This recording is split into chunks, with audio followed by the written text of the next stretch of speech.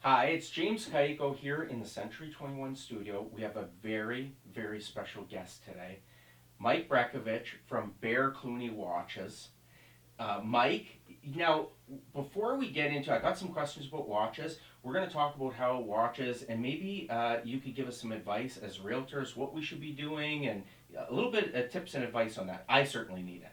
Well, you definitely do. You don't even have a watch, Nothing. and we're doing a watch Nothing. video. I mean, So, so how can we even do the wristwatch check if you don't have a watch? well, you got to start, right? We got to start somewhere. Okay, we gotta Okay. start somewhere. We'll have that'll be episode 2. Agreed, agreed. There is always a start point. Now, before we get into it, tell me about Bear Clooney Watches. This is taken off, right? Yeah. Tell me where you are on Instagram, Facebook, YouTube. Tell me the followers. Yeah.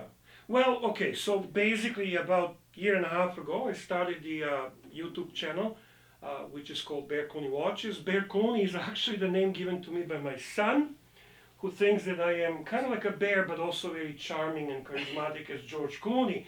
So you combine those two and you get the Bear Clooney. And the other reason was Bear Clooney promotes Omega watches. Okay. And he was kind of like, well, if he can promote Omega watches, you can promote all other watches. So there we go. That's the way it started. I have a passion for watches. I love their aesthetics. I love their history, story behind. I like certain brands. I like the micromechanics of it. And it's certainly not about the time. You don't wear a watch today to see the time. Right, because you have cell phones, you have everything. Time is all around Right. you. But it is a personal time. There's a personal connection you establish with your watch, especially if it's a mechanical piece. And it's a matter of style. It complements your look. Well, and- for hipster wannabes like you, obviously style will I am come a as a hipster. priority. Not a wannabe. Yeah, so we'll get to that. However, it is a personal connection, and especially if it's a mechanical piece. What I mean by that, it is a piece that has a time ahead of it. It's not something that you basically dispose, like your cell phone eventually. It's a keepsake, right? It's a keepsake, exactly. It's with you forever, and who knows, maybe with your son, with your daughter, with their son, with their daughter, and so on. It carries on. It's a part of you. And that's what I like about watches. So that was your passion. Now, where Mm. can people find you? If they find this interesting, they want to get into this, where are you located? Well, just go to YouTube and How many followers on YouTube? right now it's 7,000, which That is incredible. yeah, that's not really much, but it is good for a niche subject, niche topic Now, that I deal with. I got to ask you one more thing. Then Yeah. we're going to get into some questions for you. Yeah, This is something I heard. I don't know if it's true or not. I heard you were in Belgrade. yeah, Okay. yeah. That's where I'm born. That's Okay, where so I'm you're, from. but you're in Belgrade. You go into a Rolex store. Yes. And you're shopping around, not saying anything to anybody. Yes, And someone from Rolex comes up to you and says, "Are you Bear Clooney watches?" that's right. That's actually they didn't say Bear Clooney watches. They said, "Are you Bear Clooney?" And they said it in Is that Serbian. crazy? They That some actually said it in Serbian. Jesi li ti Bear Clooney? Are you Bear Clooney? Yeah, it's crazy. that is But nuts. it So- is, and it's not. It's not like, to begin, I am probably the only Serbian YouTuber that talks about watches. I don't know any So other there's ones. it's unique, but So- you're still famous. That story makes you famous. Okay, right? relatively famous. Okay. Relatively famous. So people can find you on YouTube. That's the best spot. Now, Yeah. let's get into a little bit of why I asked you here. I want to relate watches to realtors because I don't do watches, right? Right. So But you are obviously interested in it. You're starting to think about it. Yeah. Because we wouldn't be here if we did not have that conversation prior to it. no, and I think you could give sound advice to me and other realtors. Right. Okay. So now, first question is, a realtor needs to. I want you to pick a watch for me, or pick a watch for a typical realtor. And what a realtor needs is, a realtor needs to show success. So it's got to be a prestigious watch, but what they say in our business is you can't go too overboard, then people might resent it a little bit. So Certainly. tell me a watch or a couple watches I could start with that would show that success without maybe turning off clients or people. Absolutely, but I'm going to start this differently. I'm going to tell you what not to get. That's fine. That's fine. So this is advice for anyone that wants to put a watch on their wrist. I would say never put a fashion watch on your wrist. And what I mean by that, Michael Kors, Daniel Wellington, and stuff like that. My father bought me a Michael Kors for Christmas. Throw it out. That's okay. That's okay. Keep it because it has emotional connection. Please don't Probably get me in bought it trouble on with your sale. dad. Okay, I can't Probably. But the thing is, most of these fashion watches are nothing more or less than Alibaba specials. They are really Chinese products, which are purchased by the brand, such as Michael Kors. They stamp their name on it, and they charge about 50 times more But a cheap what watch. they paid. It's a quartz piece. It's a watch that eventually will die, and it will be disposable just as your phone. So stay away from that. Okay. If you're going to have a watch, you have to have a watch that's going to have a future, that's going to have a history. It has to be mechanical watch, it has to be automatic watch, preferably, or winding watch, something that you will develop relationship with. And that's advice Develop a for relationship. Don't get don't get funny, but you know what I mean. Yeah. Something that will connect with you. Okay. Because you're talking one watch. You're not talking being a watch collector. You're talking having a decent, good watch on your wrist. Correct? Yes. Okay. Yes. So there's a start. Now, being a professional who deals with clients, you obviously do not want to be show offish. You don't want to be tacky. You don't want to Exactly. showcase diamonds. You don't want to showcase precious metals. You don't want to. But there is a ways that you can have a really high-end luxury watch that's not screaming, "I am wealthier than you." Okay. Okay. That's perfect, and I So- think that's where we want to go. So Correct. So the other thing that I think it's really important for professional is someone who is, let's say, in real estate. You love when your property increases in value, right? Yeah, that's what we strive. Or for. at least Yeah. maintains the that's, value. That's a great parallel. Absolutely. Well, same for me when I look at the watches. I love when what I'm wearing on the wrist is actually increasing in the value. So watches, I would think watches would be like vehicles or anything else that they decrease in value. So you could actually buy watches that increase in value. Yes, you can actually get a watch.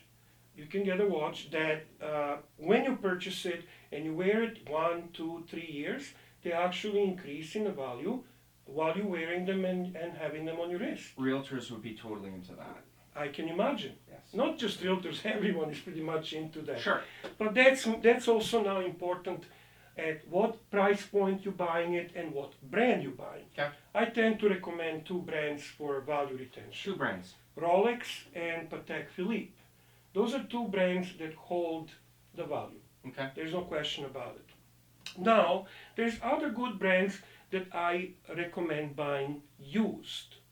Okay. Because maybe if and that's where someone wants to start out, right? Right. Before they make that So commitment. like Omega, for example, is a great brand that you can buy at 40-50% off used, and that's a good price point. You can buy maybe Tag Heuer at about 50-60% off used, and so on and so on. So we need to buy. So my first advice: buy at the right price point. Sure. Now, do you counsel people on your site if someone says, "Is this a good deal?" You don't get into that, do you? Yeah, I sometimes do that. I mean, people will You'll give ask me. advice. Yeah, but you know what? I don't get into this is the watch you need to get because I Because need you don't to know know that you. person. See, Yeah. I know you well, Yeah, and you I do. can make You do. recommendation for you. Yeah. Because I know your style, I know your how you dress, I know what your work style So is. you don't want to get into that, but you just on the basic value, you could counsel. people. Correct. Okay. And I can recommend certain brands. Right. Like generally speaking. Like we just did. Right. Right. So So now if we are going further, now we're going into personal taste. We establish the brands, we establish the price point, we establish that it should not be fashion watch, it should be watch that has a future another important thing. You buying a watch from the company that provides adequate service. and Because those these are watch- the ones you named. Correct. Yeah. And from there, it's important that you actually have a company that has a future. You buy a watch and company disappears in 2 years, like Yeah. Squale. It's Italian shitter brand.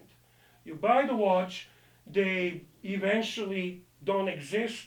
What are you doing? Yeah, and that probably decreases the value of that And watch. decreases the value, of course. There's no brand strength behind it. So for You me, know everything about branding. Branding is not just words and a nice logo. It is the service that stands behind it. yeah, that's the strength of the brand. Absolutely. Correct. And obviously marketing. But they say, hey, marketing is most important. No. Marketing that presents quality of the service behind is most important. Because you can have 100 people through your doors through marketing, but if they all have bad experience, what good Boom, was the it's marketing? gone. It's gone. It's gone. So, what is that watch? Well, okay, you went over the general. Okay? Yeah, and now as a realtor, you're meeting people, you don't want to show your wealth, you want to have a quality, but in the same time, you want to have a watch that you know that you have a personal connection with, and you know that it's a good quality and it's going to retain the value and so on. For you, This is it. This is for me. you see, you're a bit of a hipster. I tell you that. You have these tendencies to look cool or something, I don't know. This need to be Torontonian in Northern Ontario. It just happens. I'm cool. It's It happens, but you certainly work hard on it. I mean, your beard, oh, I did wear colorful socks today just to. the socks are nice. We're not going to go down there, but the socks are Yeah, nice. hipster socks, just as a tribute So to you. so knowing what I do, what is that watch for me? You see, for you, I would recommend Rolex Datejust on a nice leather strap. It's an ultimate Okay, hipster say that one watch. more time. Rolex Yes. Datejust, which is one of the most iconic lines from Rolex, Just. right? On the leather strap, so On the it's leather not strap. really showing off shiny, glitzy, and all that. It has this very like a distressed leather look on the strap and a high quality watch. Now, what would something On like head. that range, price range? I Well, got a budget for these. Yeah, things. and this I would actually recommend to be purchased used Okay. because they just is one of those Rolex pieces that is not really increasing in the value, but if you're buying it used and you're buying it from dependable sales source, Be good value. would be a good value. And you're looking probably, your wrist is smaller than mine, you could pull 36 millimeter Datejust, which also helps the value of it, because the smaller they are, the value, the price goes down a little bit. You're probably looking at about $3,000 to $5,000 spending and the most important thing, condition. Condition in this Most case. important thing, condition. Condition in this case. You're buying a used Rolex Datejust, pay a little extra for a really nice sample. Okay. Now, That's watch for you. last question. Yeah. This is a small question. It's kind of a silly question, but I love silly questions. They're my favorite. no, but you're an expert. So, I'm a left-handed guy. Mhm. Okay. So watches are supposed to be worn on the left hand. No, that's actually a misconception. But you hear it all the time, and I write with my left. I eat with my left. So 10 times a day, when the rare time I'd wear a watch, I take it off. I keep taking my watch off because I do too much. Just with wear my it left on hand. the right hand. Then people ask me, well, why, No, is it like it used to be, or is it? No, is it that different? has changed. That has changed. As a matter of fact, if you see the crown on the watch, Yeah. it is right that it's meant to be on the left. It's most of the people wear on the left hand. And it's built to be standing like going toward your fingers. There are some companies today producing watches with the crown on the opposite side, exactly for the left-handed For the people. southpaws. Right. So, for example, Tudor, which is a Rolex